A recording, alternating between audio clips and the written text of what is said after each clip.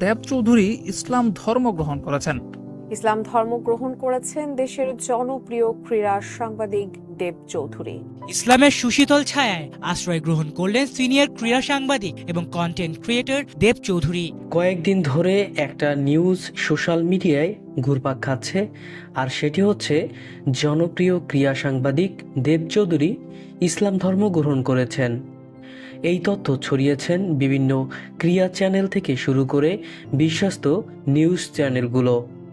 যদিও প্রথমে অনেকের এই কথাটি বিশ্বাস হয়নি, পরবর্তীতে এই ভিডিওটি সোশ্যাল মিডিয়ায় ভাইরাল হলে বিষয়টি পুরোপুরিভাবে নিশ্চিত হয়ে যায়।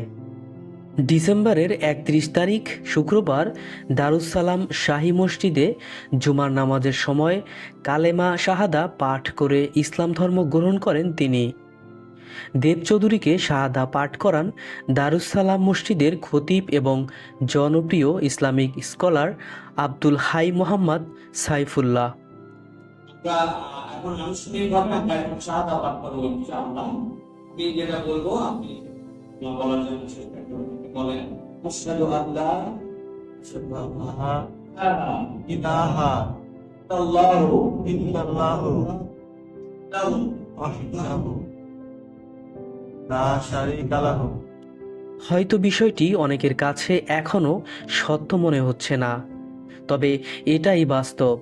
দেব চৌধুরী ইসলাম ধর্ম গ্রহণ করেছেন। তিনি তার অনুভূতি প্রকাশ করতে গিয়ে বলেন, আমি সম্পূর্ণ স্বেচ্ছায় আজ ইসলাম ধর্ম গ্রহণ করেছি। আমি আরবি পড়তে পারি না, তবে আমার ঘরে কোরআনের বাংলা অনুদিত 3টি কপি রয়েছে।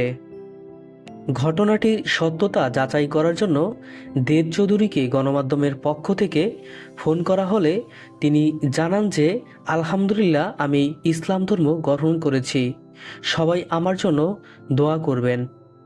তিনি ইসলাম ধর্ম গ্রহণ করায় অনেকেই তাকে ইসলাম ধর্মে স্বাগত জানিয়েছেন এবং তার ভবিষ্যতের পথ চলা সহজ এবং আল্লাহ যেন তাকে কবুল করেন সেজন্য অনেকেই দোয়া করেছেন।